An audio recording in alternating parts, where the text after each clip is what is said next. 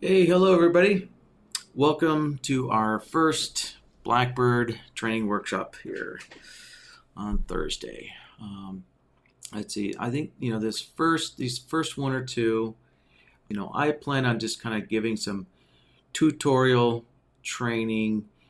I'm going to try, which kind of means that I'm going to have to keep the questions to a minimum, but I'll see if I can try and get one or two questions in here at least. So, all right, let's do some kind of strategy 101.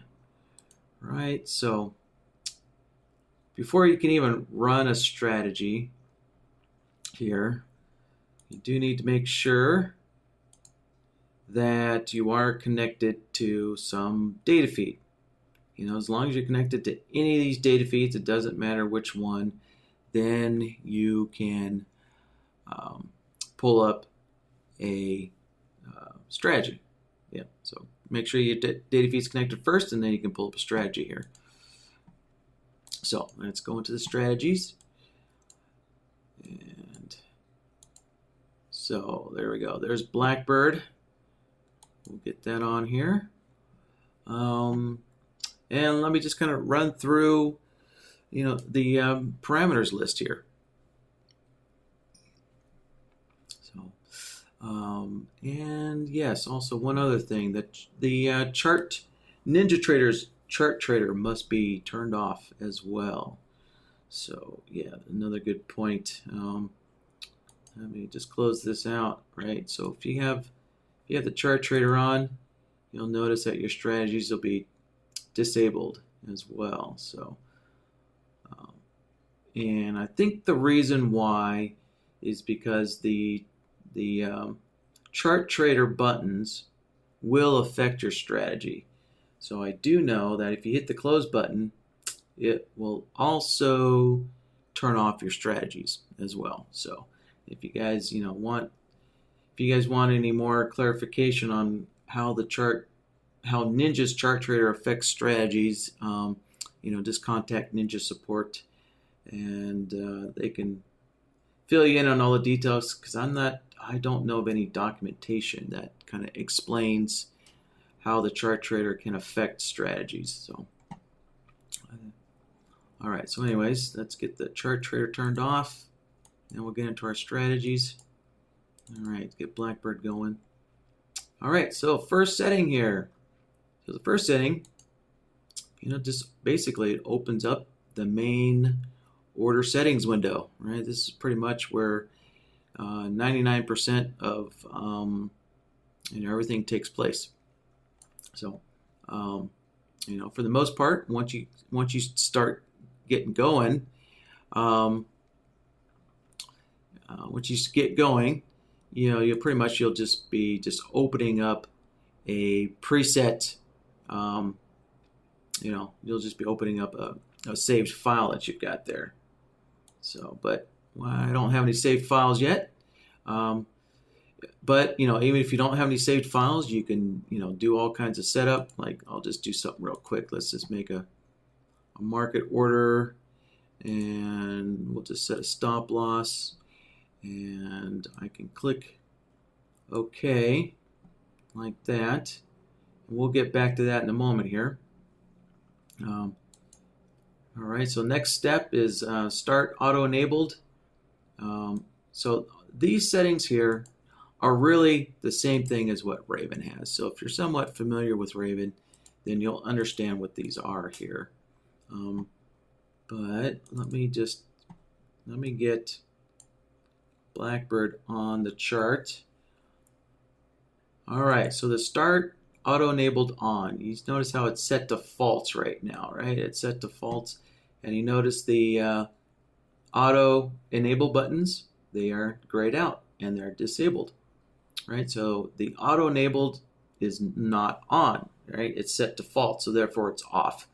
So these auto enable buttons start off in a disabled state. All right, so let me turn that off. So now if I set this to true, and then I turn my strategy on, Now you notice the auto enabled buttons are turned on. So the auto enabled is on when it's set to true. So these start on automatically for you. So, and then also backtesting is available as well. So backtesting can only be done when the auto enabled buttons are on, when they're on. So, all right, show the chart trader. Well, right, basically, the panel, those are the panel buttons here, or the chart panels. So, so BlackBird, has a more sophisticated, I guess, chart trader. It would be the term that we're used to. But BlackBird actually has chart panels. So you notice each of these little menu systems is its own window. So in other words, it's its own chart panel. So these are just panels that you can attach and detach and move around your monitor. So we can turn those on or turn them off. So let me turn BlackBird back off. So if we set this to false, and then we turn our strategy on, right? So show chart trader is set to false, and now you notice that the panels do not show up anymore. So, and even the manage layout is missing from BlackBird as well. Let's turn BlackBird back off. Let's turn our chart traders back on. Apply this again. There we go. There's our chart panels, and you'll notice our BlackBird layout button is back as well. So, so these chart panels are kind of the first thing that I'm going to talk about in this workshop here. All right, the next one. Here's a new one. The disable debug messages. So let's see. All right, I need to close that out first. And the debug messages. So, BlackBird is very sophisticated, and so it, you can set it up to automate a whole lot of stuff. Back, behind the scenes, right? And so, if you, if you got a lot of trailing stops going on, a lot of money management going on, there could be a lot of reasons as to why BlackBird may not be trading, or reasons. You could have lots of trailing rules that could that could move your stops around in various ways, or even your profit targets. And, it's very easy to kind of get lost and confused. And so BlackBird was designed to tell you everything that it's doing and why it's doing it. And in order to get all that detailed information, you'll need to open the output window here. So you just go to Tools, and you open the output window. A lot of the information will show up in the log tab as well. So as far as order movement and stuff, things like that, that will show up on your log tab. Right? So there's two places that BlackBird will provide you information as to why it did something, as to why it didn't place a trade, or as to why it moved a stop loss and things like that. So, but the output window has the most information. It has a lot more detailed information than the log tab will. So, going back into our strategy here. So the debug information, that is on by default. So if for some reason you want to turn that information off, then we'll set this to true. Apply. So if you want to disable the debug information, then you need to set that to true, and that will disable it. So in other words, it will not print information to the output window. All right. So when you're setting up, some complex rules, when you're using the risk reward, the money management, the scheduling, you're starting to incorporate all those things, and then you're going, then you might be pulling up some market replay. And sorry about the noise, guys. There's construction literally going on across the street, and it's amazing the equipment they have. It just shakes my office. So they're doing something out there that's just pounding like crazy. So when you're really got a lot of all the advanced features turned on and using in BlackBird, it's going to be very easy to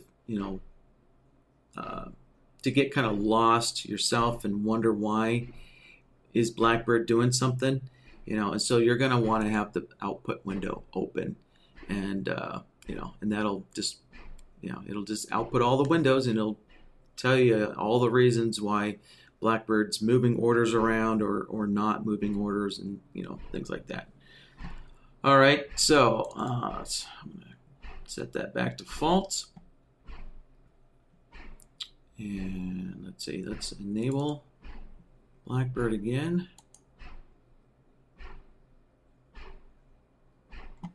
All right. And get rid of the output window.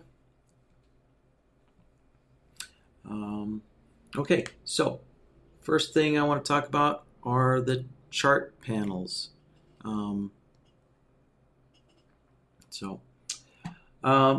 So these chart panels, basically the menu system that we're using, you can just grab a chart panel and move it around, and you can place it anywhere you want on your monitor. All right, they're not locked in. They're not locked to the chart. So I'll grab this right here. Now if I want, I can put this over here. So you notice that there's little anchor points, I guess they're called, right? Just to kind of help you snap things wherever you want. So, right, I took the market info and I snapped it to the top, and you can notice the normal NinjaTrader buttons are right below it, right? So you can do all kinds of crazy things, right? That doesn't seem to make a lot of sense. Probably if I put this over here on the left, that would make a lot more sense. Right, things like that. So you can just grab stuff. If I wanted to, I could combine these two into one. And you'll notice, you see how there's tabs down here at the bottom? So I have my trade controls right there. I have my market info right there. And I also have the risk reward right there. So I have 3 chart panels inside of one window, and they're just tabbed together. Now if I want to, I can rip them all apart. And I can pull the risk reward out. And so now there's only the market info and the trade control chart panels there in the same window. And if I want to, I can grab the market info and rip it out, and just like that. So, and then I can reshape these like so. And here's another thing. So if I want to tab them together, you see how there's a little icon in the middle, and then I have 4 outside ones. So if I move my mouse cursor to the middle one, that is what tabs them together. So you notice they're tabbed together right now. Right? So I'm going to rip the market info out of here. Now if I move my mouse to the bottom one, so now they're both visible. So the risk reward's on top and the market info was placed to the bottom. Right? So they're in the same window, but they're not tabbed together. So if I take these two And if I merge it with the trade controls, so if I use the bottom one there, they're all going to be separate. They won't be tabbed together. They're all separate, but I do have to stretch out my window so they're all visible separately. And I can move these down and expose the close button. So they're all in one window, but they're all separate and they're not tabbed together, like so.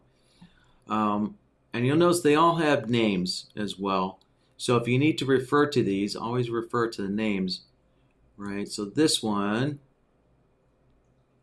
is called the trade controls, right? So it's got your go long, your close buttons, and your auto enabled, right? There's a risk reward one. So this one's called the risk reward. So, right, risk reward, we'll show you the quantity of contracts that you're trading, your reward in ticks. In other words, it's gonna add up your profit targets.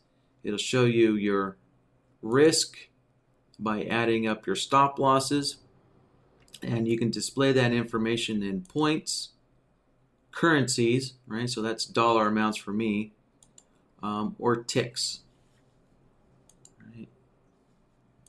So probably currency might be easier and quicker to understand at first. Right? And then this other one here is called, right, the market info panel. All right, so each of these panels have a name, right? There's a settings panel here, right? So the settings panel will get you to the order settings window, right? If we click on that, there's our order settings window. And there's some quick access to the risk reward panel and the money management panel, right? And you notice that these, I have two chart panels that are tabbed together. So there's the dynamic planning here as well. There we go. All right. And there's some other panels as well. Let me pull those out. So if we click on the BlackBird layout, right, there's a listing of all the panels. And you can turn them on or off from here. If you want, you can turn them on or off from here. Or if you go to the panel, right, there's an X. So you can click the X and that turns off or cancels that panel. And if I want to get that dynamic planning panel back, I just go to my BlackBird layout, and there's dynamic planning. I just click on it, and there I go, and I've got it back. So let's see, there's two other ones that we haven't seen yet. There's the order monitor. Let's get that turned on, and performance as well. Let's turn that on.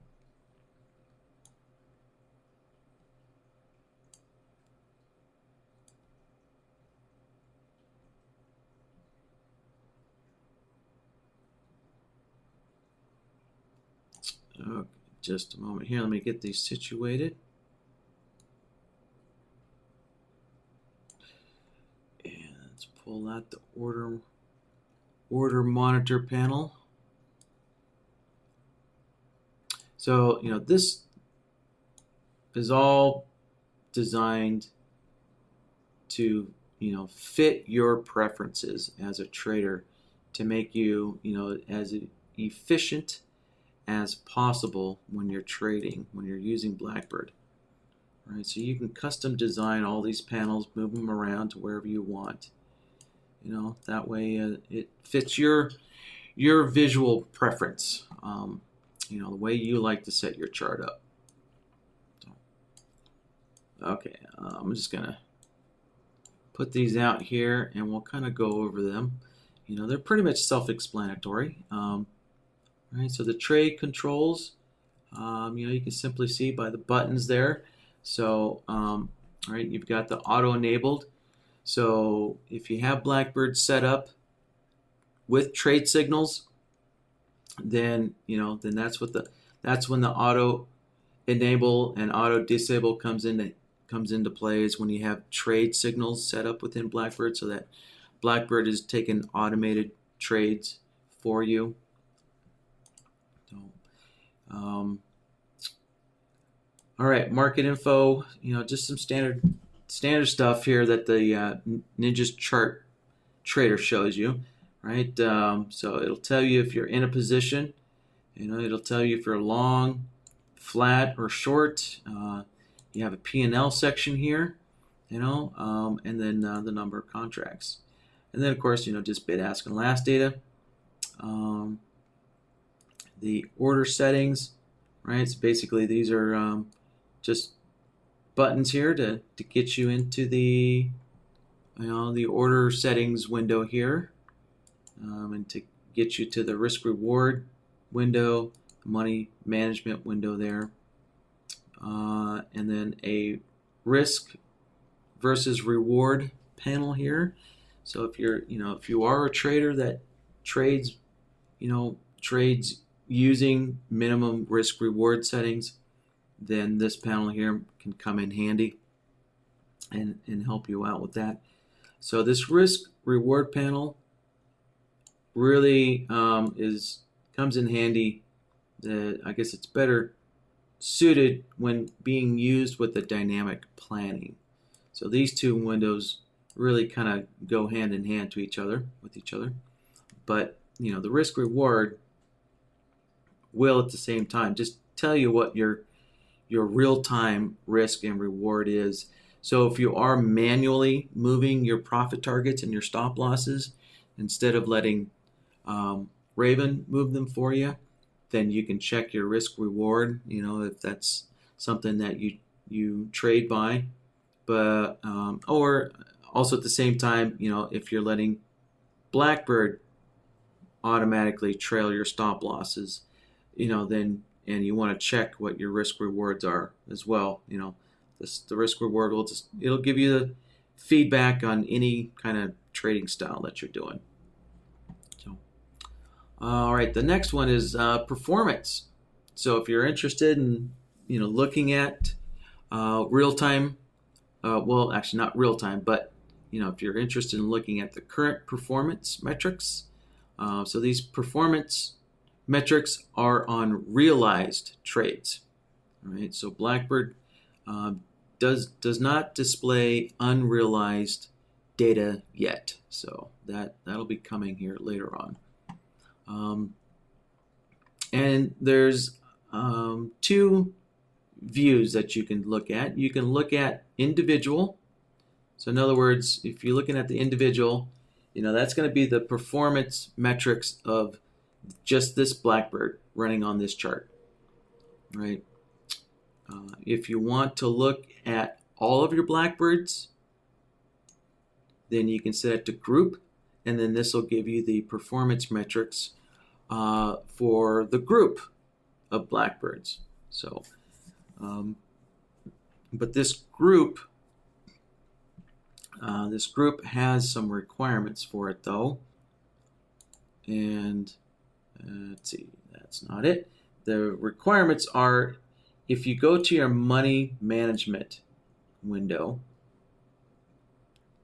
you'll notice that there's a P&L calculation mode, right? So there's only this instance of BlackBird, which would be the individual mode, or you can put BlackBird in a group mode, right? So if I leave it like this, then this BlackBird will be running in a group mode, in which case this BlackBird would be, this BlackBird's performance metrics would then show up on your performance chart panel when you're looking at group, right? So any BlackBird that's running as in a individual mode, so if you have BlackBird running on an individual mode, it will not show up in the group performance, right? Only BlackBirds that are set to run in group mode will show up in the group performance, right? Okay, let's close that. Actually, no, let's see. Yeah, leave that on individual mode. All right, and so the last chart panel we have is a order monitor. And basically this just kind of tells you what the status is of your order. So if I had a live, actually it's just, let's see, let me just go live there. So I just put a trade on, and so you can see, so the blue is my entry. Down here would be a profit target, and I didn't actually set up a profit target. All I have is a trailing loss. And so we can see that my trailing loss, and so we can see the prices, right? So that's the price I was filled at. That's going to be the price for my stop loss. And we can see that the stop loss was accepted. So it'll tell us what state that we're in, and it tells us the price. And this middle one would be the profit target, but I didn't set up a profit target, so it's just left blank there. Right? And then there's a couple of buttons here to manipulate your order. So if we want, we can freeze our stop loss trailing. We could move our stop loss to break even right now, which wouldn't be a good idea because we're down, let's see, what are we on? We're on the ES, so yeah, we're down a tick. Let's see, okay, we're flat now. So maybe if the market will move up a tick, I can hit the move to break even. There we go, moved up a tick. I'll click move to break even. Actually, hold on, let me get this out of the way so you guys can see the orders. All right, so there's our entry, and here's our stop loss down here. All right, a little bit of a mess, but if I hit, let's see, let's hit the break even, and so our stop loss moved up to break even. All right, so there's just some kind of quick buttons there. If I want to remove my stop loss, I'll just hit, I can hit remove exits, and so my stop loss got removed. That also would have removed my profit target if I had one. So basically, I'm just kind of exposed right now with no way to exit my position. All right, so there you go. You can, so if you remove the entry, well, you can't remove the entry because it's already filled, right? But I could remove my exits, which I had a stop loss, right? Your profit target and your stop loss are your two exit points. So I could remove the exits there. So, all right, and so really, since I don't have any stop loss or profit target anymore, the only way I can close out this position is just hit the close button there, right? So there you go. So you notice that all these chart panels are functional, even though they kind of look chaotic. So you can place them wherever you want. Let's say you kind of have things kind of disorganized like this.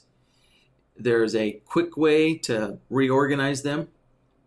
So if we go back to our BlackBird layout button up here, you'll notice there's a reset button. So I can click reset, and everything kind of goes back to a default state. All right, all nice and cleaned up there. So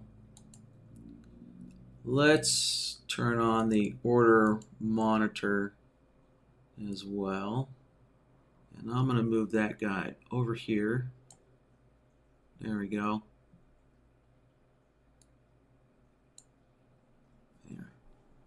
There. All right, let's see. Let's take a look at this layout button up here again.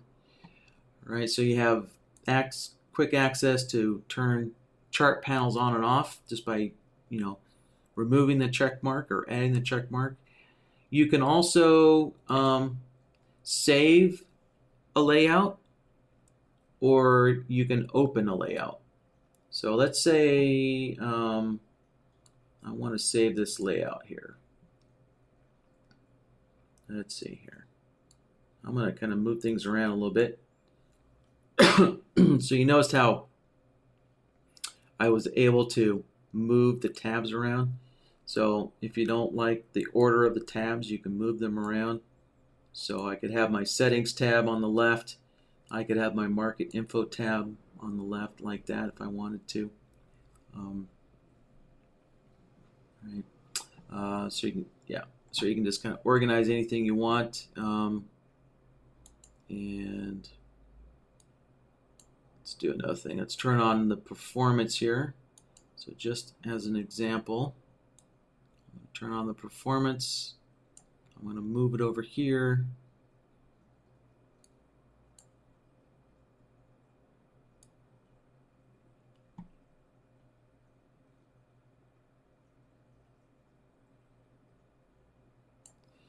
There. So say this is kind of like my preferred chart panel layout like this.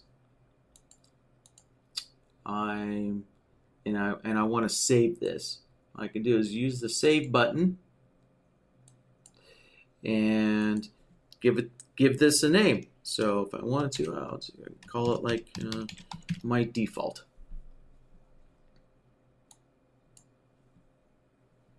So there you go. I've got my very first saved layout.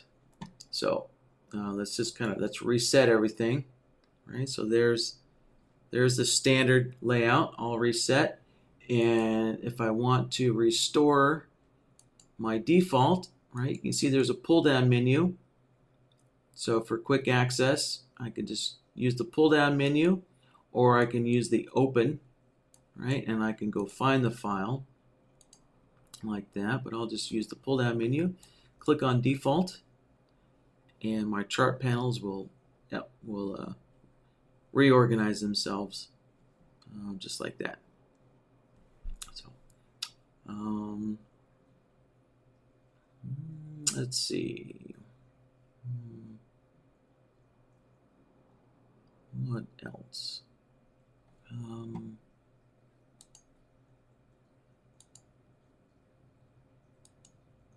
I guess, yeah, you can save as many kind of chart panel layouts as you like, for, I guess, different trading styles that you might have. So you might have a layout saved for if you're running BlackBird, in fully automated mode, and you might have another layout that you want to save if you, for doing your own kind of discretionary trading with BlackBird as well. So let's see, RJ is saying his order monitor does not have all the buttons. Let's see, does not have all the buttons. It's probably, yeah, you know what, guys, just keep in mind that, these chart panels can be sized, right, can be resized to anything. So, if you're not seeing something, that just means your chart panel is too small. So if I stretch this down, there we go, it'll have all the buttons there.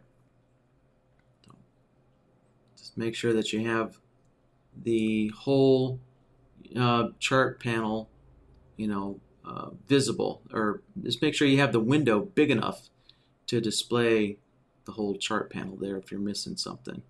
So, like for example, on the trade controls, it's pretty easy.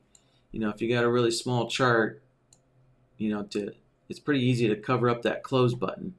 So, say if I take my chart and I squish it, well, you can see now my close button is missing here. Right, that's going to cover up the close button here, and I'd have to basically pull this, pull this inside window bigger. So I just have to pull the bottom of the window down to make this bigger, so to expose the close button there.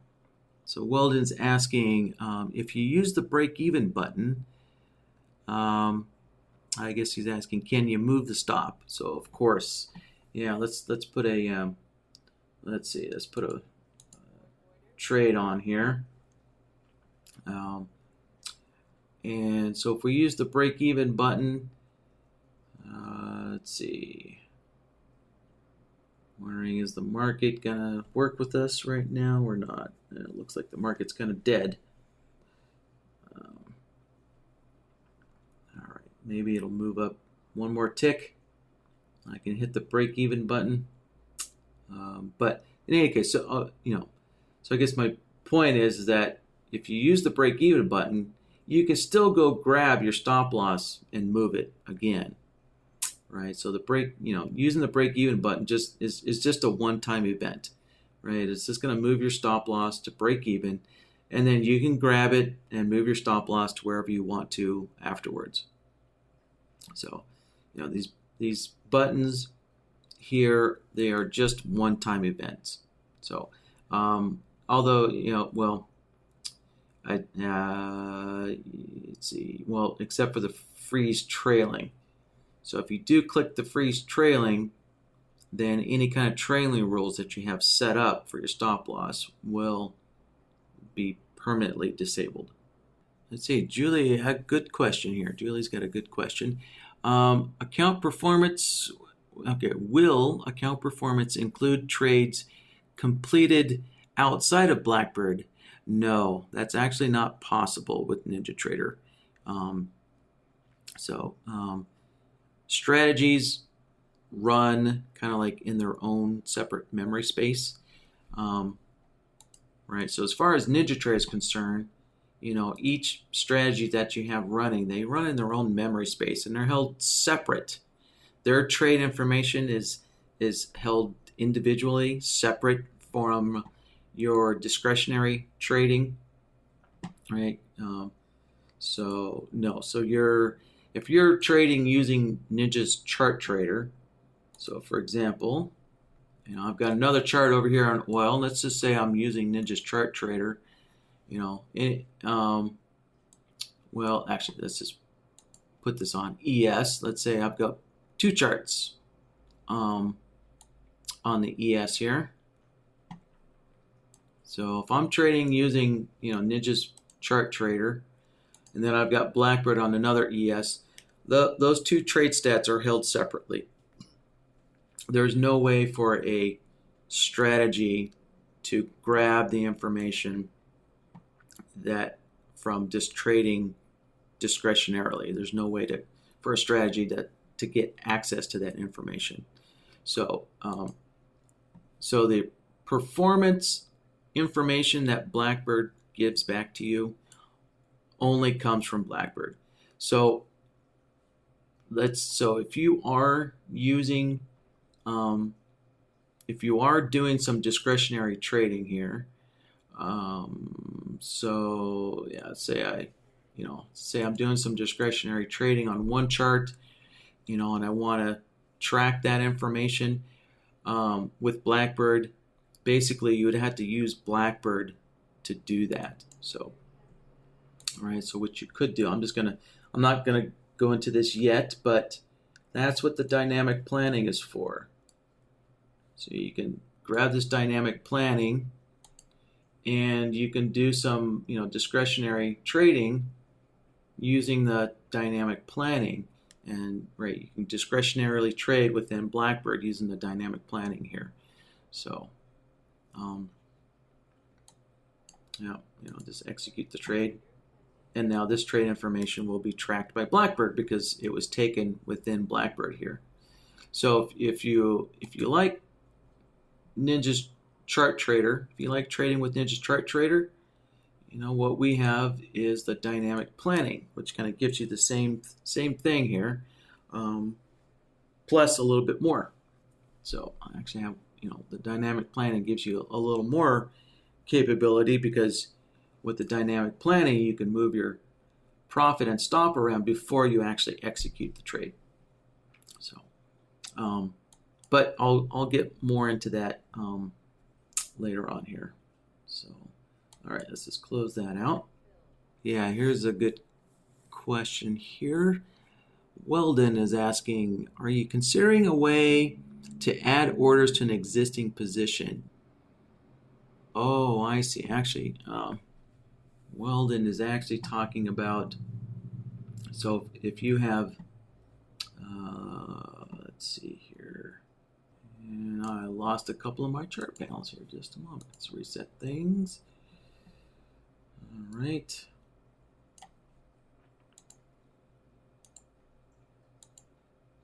Okay, so here's actually what Weldon was asking. All right, so previously, right, I had an order that, right, a market, and I just had a stop loss, but there was no profit target. So Weldon is asking, would there be a way to add a target profit later on? And no, that actually won't be possible. I actually don't even think NinjaTrader would support something like that.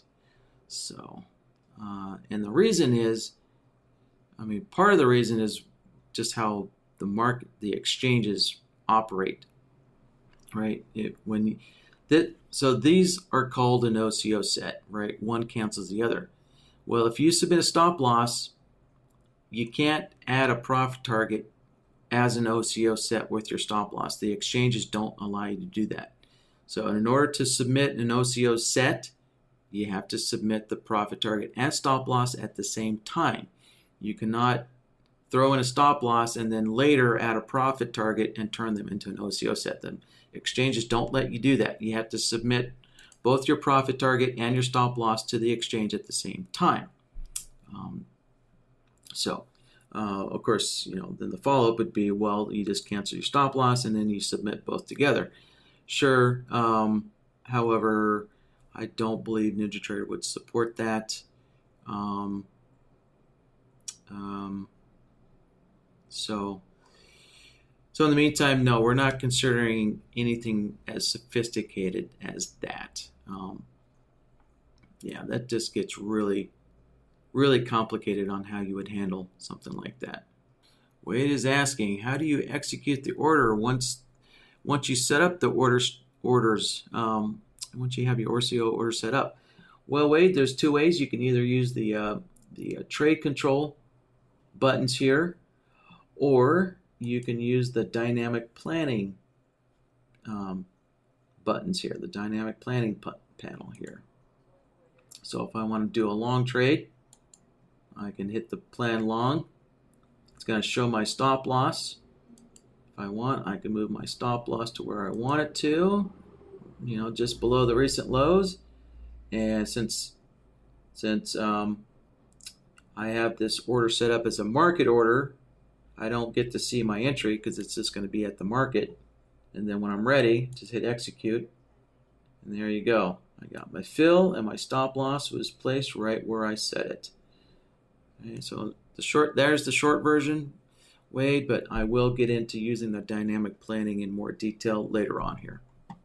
Yeah, see, Frank is asking, are commissions factored into the profit and loss in the performance data? Yes, they are. Yep. Commissions are included, but of course you have to have your commissions set up. So if you do not have your commissions set up correctly in NinjaTrader, then NinjaTrader will not factor in your commissions. So, right? So it's NinjaTrader that actually calculates all this performance information, and we just ask NinjaTrader for that data and then display it to you. So you have to have NinjaTrader set up correctly before commissions can get factored in. So just to show you guys quickly here, for commissions, you go into options, and then right there's the commissions tab, right? And that's where your commissions are set up. So, all right, just make sure you have your commissions set up correctly in here, and then the commissions are always displayed in the performance information. So there is no setting to enable or disable commissions. It's just always factored in. So if you don't want your commissions factored in, then basically you just have to go and remove your commission settings. So just remove the commission settings and then they won't be factored into the performance information. Okay, Weldon is asking, are all orders placed by BlackBird visible to the market? That's actually a NinjaTrader function, all right? So BlackBird is just an interface, and actually NinjaTrader handles all of the communication with the market. But just to answer your question, yes, NinjaTrader always submits your orders to the market. So they're actually sitting at the exchange, right? That's the only way to guarantee that you can get a fill, as soon as possible, is to have your orders sitting at the exchange, right? So the only exception, so there are some NinjaTrader settings that could change that somewhere here in the options, but once again, that's a NinjaTrader function. Yeah, I'm not sure where that option is, but somewhere there's an option in NinjaTrader where you can have your stop loss sitting just on your computer and not submitted to the market until certain conditions occur. So yeah, but that's once again, basically BlackBird just says to NinjaTrader, here's where my stop loss should be, and then NinjaTrader submits that information to your broker and then to the exchange. Unless you have that stop loss setting changed. Let's see, Gary is asking, how do I do a BlackBird market order based on a cross of two indicators? So for the first workshop, I'm not going to get into anything complex, but at least I want to kind of point you guys in the right direction here. So Gary, if you're looking for two indicators crossing as your entry signal, then build that crossover of your two indicators into Bloodhound, right? So you need the advanced logic of Bloodhound to detect your indicator crossover, your indicator crossing each other, and then you can use that Bloodhound template as your entry signal for BlackBird, right? So you can see there's an interface here, so you can load up your Bloodhound file. So you can click there, that opens up the Bloodhound interface, and then you can load your Bloodhound system, whatever you want, that has your entry signals. So load up your Bloodhound file that has your entry signals, and then you would just choose which logic template you want the entry signals from. And there you go. So there's the short answer there, Gary, but we'll get into more detail on this in a later workshop. All right, Dean's got a question here. What does each set A, B, and C mean? So A, B, and C is just a name, right? So, right, it's just a way of naming your sets here. Like you can go in here and I can call this, my small profit, So I can rename that set and call it my small profit. So everything that has a name, everything in here is nameable within the set. Like this market entry, right? You can see it has a name field. I can put a custom name in there if I want to. Same with my profit target. I could put a custom name in there if I want to. It has a name field, right? And so the reason why you want to use these name fields is to kind of debug your system here. So when you're kind of back testing, your idea and you're wondering, why is something happening? Well, you have to know which order are you talking about, right? Because I've got 6 orders here. Well, actually, I've got 9 orders, right? I've got 3 entry orders, I got 3 profit targets, and I got 3 stop loss orders. So how do you know which order is which? Well, you name them, right? You give everything a name. So, right. So in some instances, you might need to know the name of the OCO set, right? So like for example, C. If we take a look at C, right, I set this to a limit entry, right? It's a limit entry. If we look at the flag on the chart, right, it says sell limit entry close minus 10 ticks. And if you look, that matches the name on here, right? So the name on this is limit entry close minus 10 ticks. And it's OCO set C. And if you look at the flag, it says C.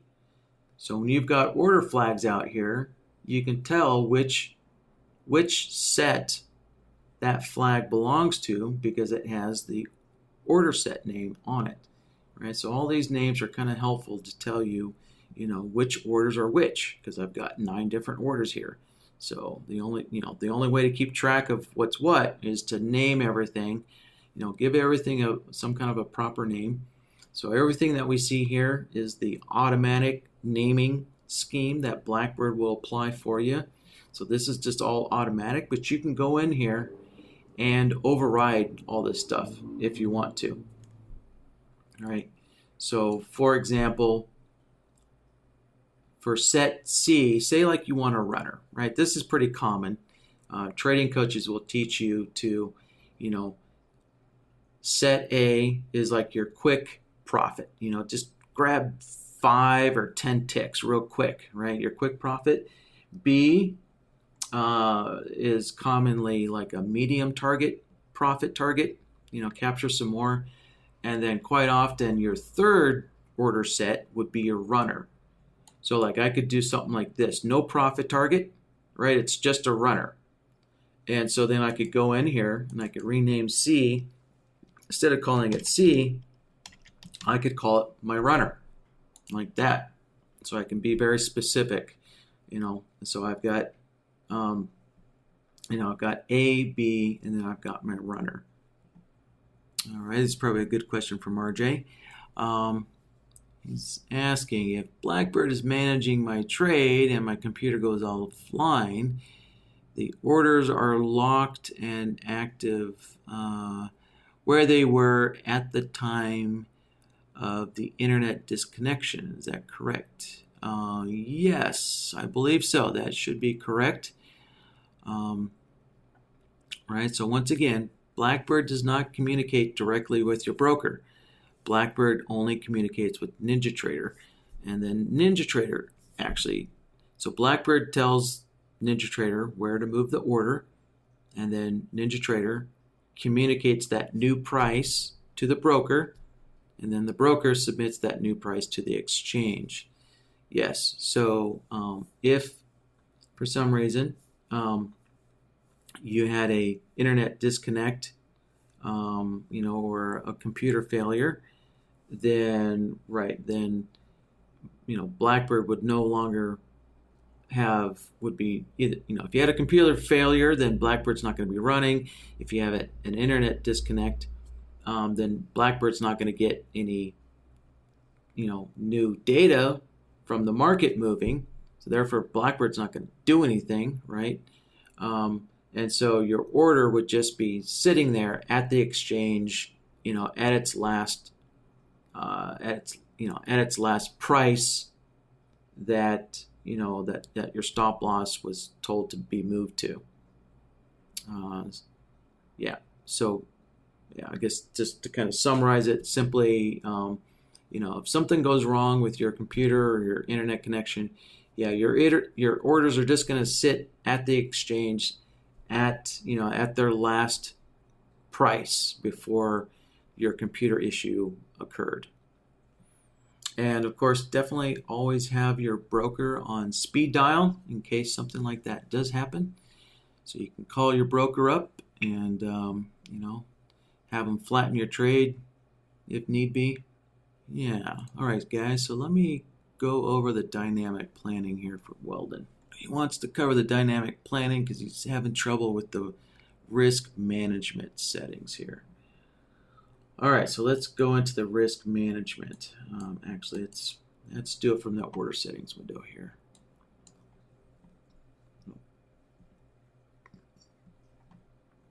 All right, so if we have risk management, right, if we wanted to, we could set up a minimum risk reward ratio. So right now I have a 2-to-1 set up here, and so with a 2-to-1, what that means is that my profit targets need to have twice the distance as my stop loss. But right now, if we look at my profit target and stop loss, they're both 10 ticks. So that would be a 1-to-1 reward to risk ratio, right? So that would be a 1. So right now I've got my profit target set up as a 1 for the reward to risk ratio. All right, so the default here was 2. All right. So what that means is that basically the dynamic planning should not allow me to place an order because my risk reward is not met. Right? In other words, so to meet this 2-to-1 risk reward ratio that I've got set up here, I would need to set my profit target to 20 ticks. And I would need to set this profit target for set B to 30 ticks. And then my runner, I would actually have to create a profit target. So since I don't have one, there's actually no ratio for my runner. So the runner would not get put on at all. So for the runner to get put on, I would have to set a profit target of 40 ticks because my stop loss is 20 ticks. So, all right. So anyway, so let me just kind of show you what happens. So basically, none of my OCO sets meet my risk management setting here. So, all right, I've enabled a 2-to-1 reward to risk ratio, and my orders does not match that. So if we take that and if we open up the dynamic planning here,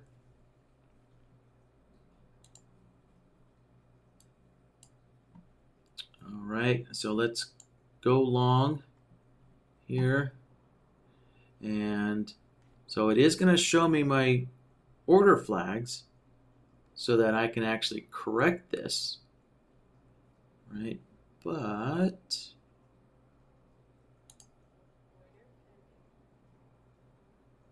and it did execute it. Let's see here.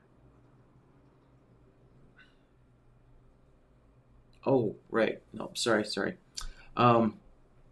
There's so many components that are linked to each other here. So the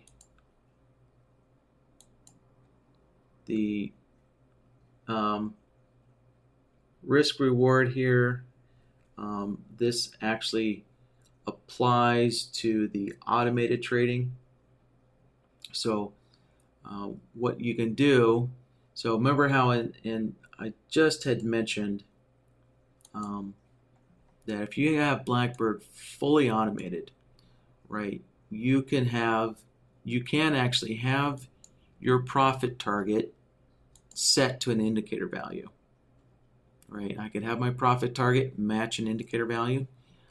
I could also have my stop loss match an indicator value. Right, so if I set my profit target and my stop loss to an indicator value, you may not necessarily ever know what those values are, but you also at the same time may have certain requirements that have to be met. So for example, you only want to get into a trade if you have a 2-to-1 reward to risk ratio, right? So, what this would do is that BlackBird would find out where its profit target is going to go based on that indicator value, where the stop loss is going to go based on that indicator value. And so if the reward to risk ratio isn't met, yeah, so if your profit target and your stop loss, if that ratio doesn't meet this minimum reward to risk ratio, then basically BlackBird will just ignore the trade. It'll just pass on the trade because this hasn't been met yet. So, all right, yeah. So that's what this is going to be for. So yeah, this is not going to. Let's see here. I need to change. I need to change things around here a little bit. So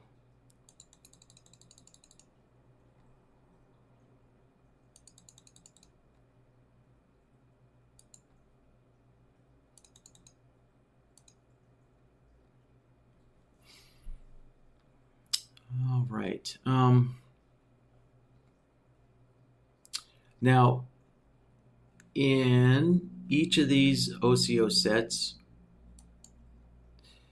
there are some controls here. So some of these controls will work with the dynamic planning, and some of these settings will work with the money management here.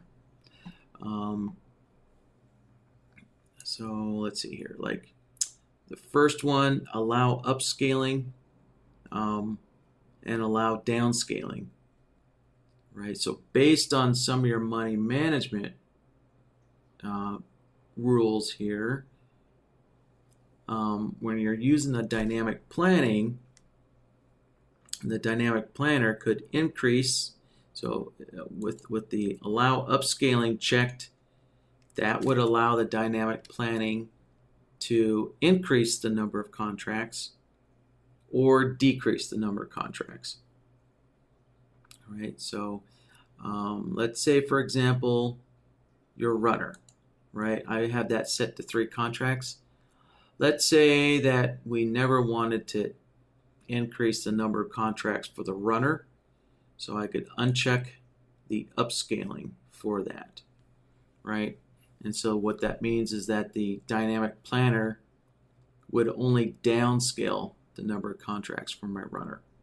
So I guess let's kind of do something a little more practical, and probably just this quick one here. We'll just set that one so that it never gets upscaled, right?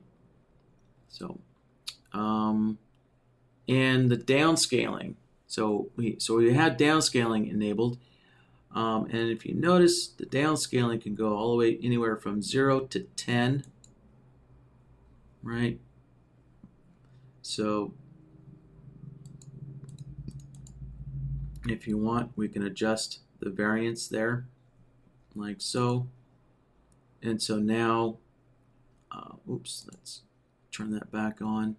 So now the minimum number of contracts would be 4, and the maximum number of contracts for A would be 10, right? And this, once again, this number of contract scaling, this all takes place with the dynamic planner. Right. So let's say we wanted a minimum of 5 contracts for A. So there we go. We could do that.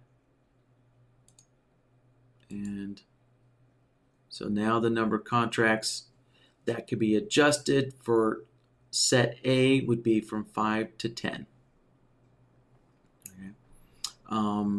And okay, not going to get into these lower settings here. So, because I just want to cover the dynamic planning, right? So the trade fit here are what works. These 2 trade fit is what works with the dynamic planning. All right, let's take a look at B. Let's see, B and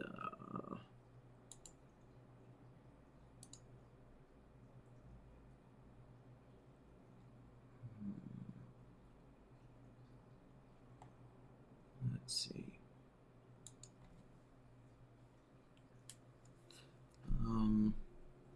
Just trying to think of something practical here. Actually, I'll leave B where it is. I'm going to go back to A and go back into downscaling. So you notice that it has a slider here, right? So I'm going to set this to rigid. So what that's going to do is it's going to be very difficult. It makes it more difficult to downscale set A. So in other words, set A is going to want to stay at 10 contracts. It's going to want to stay at 10 contracts. So in other words, BlackBird will try and downscale set B or the runner first. It'll try and downscale those first. So if I wanted to, like I can go into B and I'll set my slider to balanced. So set B, it'll be a little easier to downscale the number of contracts for set B. And then in my runner, if I go into the slider, it's still set on flexible. So what that means is that the runner, it'll be really easy. BlackBird will try and decrease the number of contracts for my runner first, and then it'll go to set B to try and decrease the number of contracts, and then lastly, it'll look at set A to decrease the number of contracts. And now this is all when I'm all for using the dynamic planner. All right. So let's see. Another thing I need to do is I also need to turn on the risk per trade. So this risk per trade is this is the baseline risk amount that's used to change the number of contracts. All right, so let's see here. I'm really not, let's see, I've got 18 contracts. Gotta do a little math in my head here. Okay, I think I'm gonna need to do 2,000. Yeah, well, actually 2,000 is probably not enough for this little demo to work here. So yeah, but let's just give it a shot. So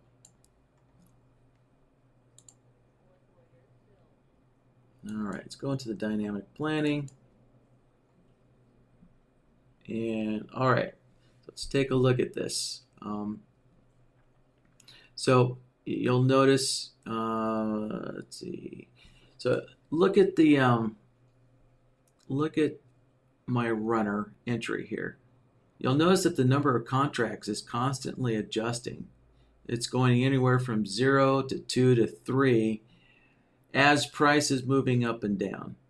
All right, as price is moving up and down, it's doing that. Right, and that's based on where the stop loss is. Right, so what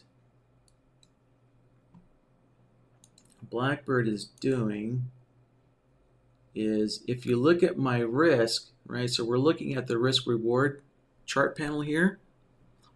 All right, what BlackBird is doing is it's adding up what my risk is, right? So you take the number of contracts times the approximated entry price is, right? So basically the entry price is going to be where the market is. So you can take your approximated entry price, and we know where our stop losses are, and we know where our profit targets are, right? So based on that, you can calculate a theoretical risk, from where the market order is, right? So A and B are market orders. C is this limit order. So we can calculate what our risk is going to be. And you can see that the risk is constantly being adjusted as the market price adjusts up and down, right? And that's because, remember, A and B is a market order. So if our stop losses are fixed right here, then we can figure out where the market is for a market order entry price, and then BlackBird's having to constantly, redo the math here, and it's constantly keeping my risk under that $2,000 risk limit here. And the way it's keeping my risk under $2,000 is it's adjusting the number of contracts. Right? So if I move this out, that's more risk. If I move my stop loss away from the entry price, that's more risk. And now you can see that my runner basically has 0 contracts. If I want a runner, I probably have to move my stop loss in a little bit. Yeah, even still. Well, yeah, price just is moving away from my stop losses, which is increasing the risk. So my runner's not getting any contracts. But now this is a very complex scenario, but the point being is that BlackBird is adjusting the number of contracts based on everything I set it, what I told it to do.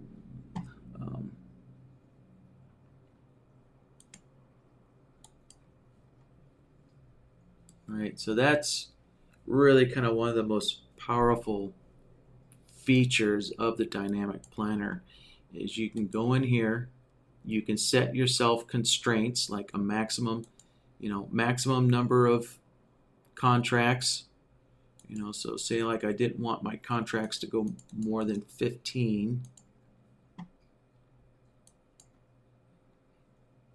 Right, so now I've set, for set A, I've set limits here. So for set A, right, I put some constraints in here. So I want a minimum of 5 contracts for set A and a maximum of 15 contracts for set A.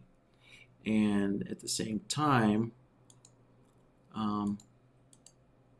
I don't want set A to be adjusted that easily. So BlackBird's going to do its best to keep set A at 10 contracts. It will upscale it a little bit, right? So I've set for my upscaling, I set it to rigid. So BlackBird's going to try and upscale set B in my runner first before it upscales A. And at the same time, I told it that you can put on no more than 15 contracts. You can only increase to a maximum of 15 contracts, and BlackBird can only decrease to a minimum of 5 contracts for set A with my dynamic, when I'm using my dynamic planning there. Right, so let's see.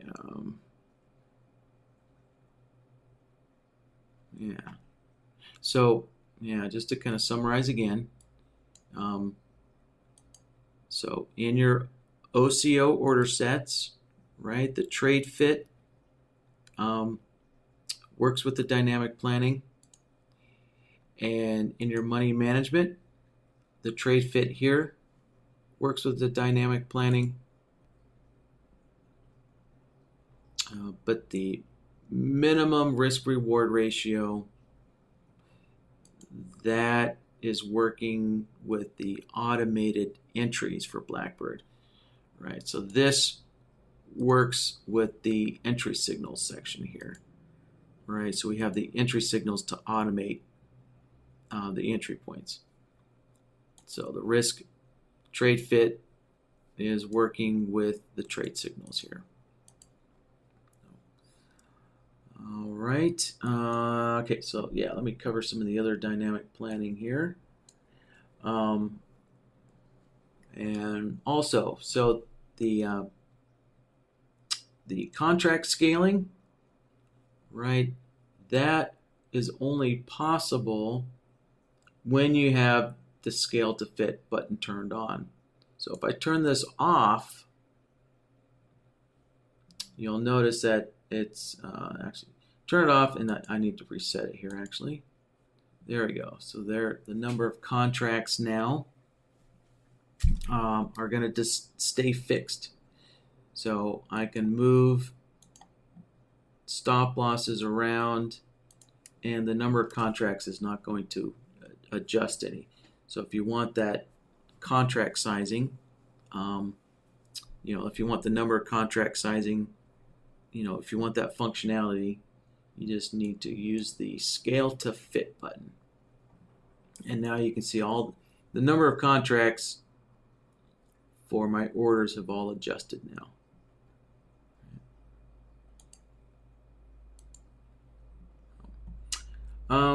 And there's another feature here, track price. Now, since A and B are market orders, you'll see, well, actually everything is adjusting up and down. So everything is adjusting up and down to where you know, the current market price is at, right? So it does become kind of difficult to, you know, adjust your stop loss or your profit target. You know, you can do that. Like if you can grab one of these flags, I could move it down here. And basically what I did is I just increased the distance, right, between where the market price is and where my stop loss will be placed. So I just increased that offset distance. All right, same thing here with profit target. I could, you know, if I could decrease my profit target, and basically, so my profit target and stop losses, they become a fixed offset distance from where the current market price is. And that's what track price will do for you.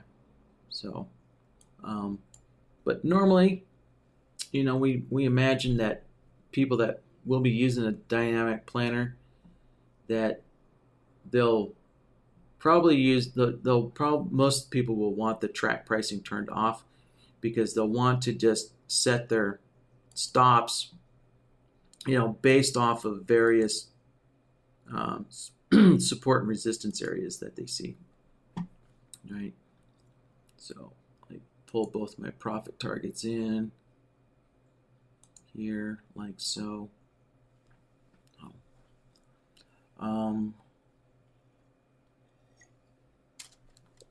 So all this is planning for a long trade, right? I've got my plan long turned on.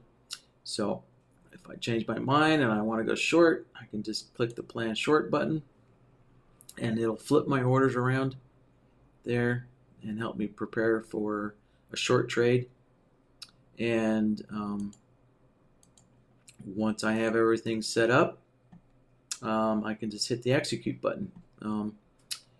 But let's see, oh yeah, there's another neat feature here.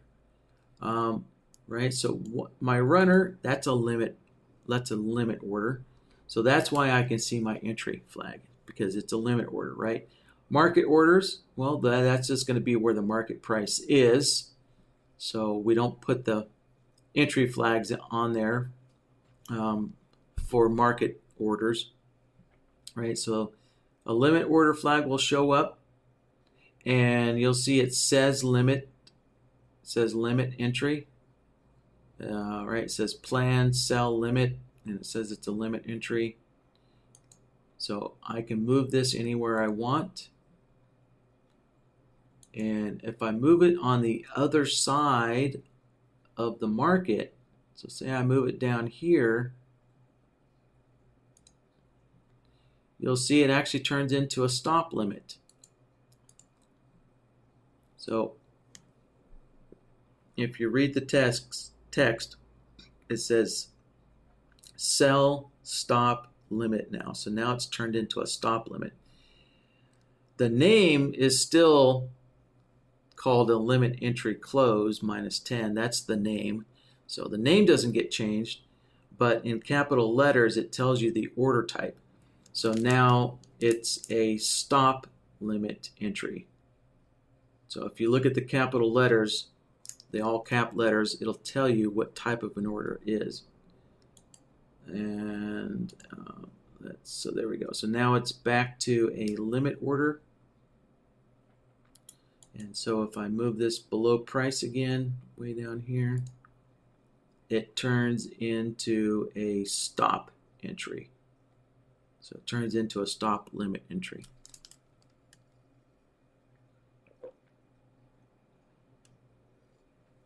So yeah, there you go. So BlackBird's automatically changing your limit from a limit to a stop entry, depending on what side of price you're on. And all right, yeah, so from there, I guess once we're ready, just hit the execute button. And there we go. And actually, if you noticed, you notice order set A did not get placed. And that's because price came down and was sitting right on top of the profit target for A, right? So basically the profit target was in an illegal spot. So BlackBird did not submit OCO set A because it couldn't place the profit target. Since price was sitting right on the profit target, it couldn't set that profit target. So basically BlackBird just ignored set A, but it did place order set B, and it did set my runner as well. So my runner's still sitting there waiting to get picked up, and B is sitting here still in play. All right. Yeah, so that is dynamic planning. That's really all there is to it. It's not that complicated. It only gets complicated when when you start using, if you're trading a lot of contracts and you want your contracts to be automatically adjusted, and you start using the money management rules to kind of, mitigate risk, and then you can go in here and adjust your upscaling and downscaling, if you want to utilize the contract scaling feature. That's really the only time that dynamic planning gets complex here. So, but if we want to, we could just turn all this stuff off, go into the orders, turn it all off, go into money management, we'll turn that off, click OK, and let's close this out, flatten us, and pull up the dynamic planning again. And if we plan long, all right, so now I can move my orders around anywhere I want, and it's just nice and simple and plain again. So BlackBird's not going to be doing any kind of contract resizing. It's not it'll still calculate what your risk is, right? You can see that my risk is still being adjusted as market price is moving up and down, and based on where I set my stop losses, your risk is still being calculated and updated, right? But my number of contracts is still going to be fixed at 18 there. Okay, so yeah, that's dynamic planning. I hope that covered everything there for Weldon. There's definitely kind of this gray area where Bloodhound meets Blackbird. So definitely these Blackbird workshops, we will start to incorporate Bloodhound logic into them. I will be showing you guys definitely how to hook up, your Bloodhound signals into this, but there's really no need for both,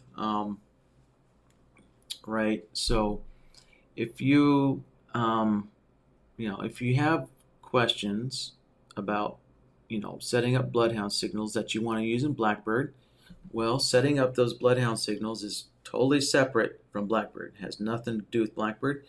So I'll address those Bloodhound questions in the Bloodhound workshop. All right. So, and then the follow-up question will be, okay, great. I've got this Bloodhound trading system done. Now I want to know, how to set up Blackbird to manage my trailing stops and things like that, right? Well, so that's completely separate from Bloodhound. And so then in these workshops, I'll show you guys how to set up your stop loss trailing rules, and maybe your limit entry order trailing rules and things like that, right? And so if I do have a Bloodhound file, I'd be glad to load it up into BlackBird, just to have it loaded up. That's fine. But, really learning how to use BlackBird really doesn't require you to have a Bloodhound signal coming in, right? I mean, so really just hooking in a Bloodhound signal is really very simple, right? You just go in, load up your system here. I'll just load up some kind of dummy system. All right, I've got it loaded up. So I've got the file loaded, and now I just go select, which logic template I want as my entry signals. If I have exit signals, I can turn that on. I can turn that feature on and select something for my exit signals. But I don't have any, so I'll just turn that off. And that's really all there is to it. So now BlackBird's going to start auto trading. So it's really not necessary to have a Bloodhound system to show you guys how to set up BlackBird to trade your Bloodhound signals, right? You can see, I mean, that's really all there is to do with Bloodhound, boom, done. So, right, so there's really nothing to see about Bloodhound. Bloodhound's hooked in right now, and it's going to start feeding signals to BlackBird as soon as I click the OK button.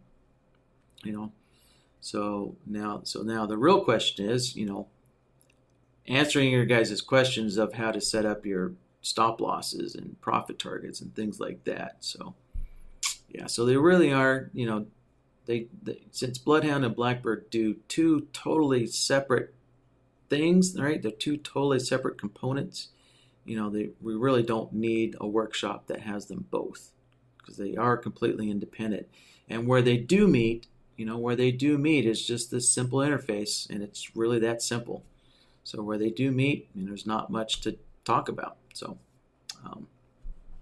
but in any case, if we do build something in the Bloodhound workshop, I'd be glad to load it up into one of the BlackBird workshops on the following week. So no problems there, but just want to show you guys that really there is not much of an intersection between Bloodhound and BlackBird. So it's not like you'd be missing anything. So all right, yeah, so if I click OK, I should start getting some trade signals now. Let's pull the market down here. I see my auto enabled is on.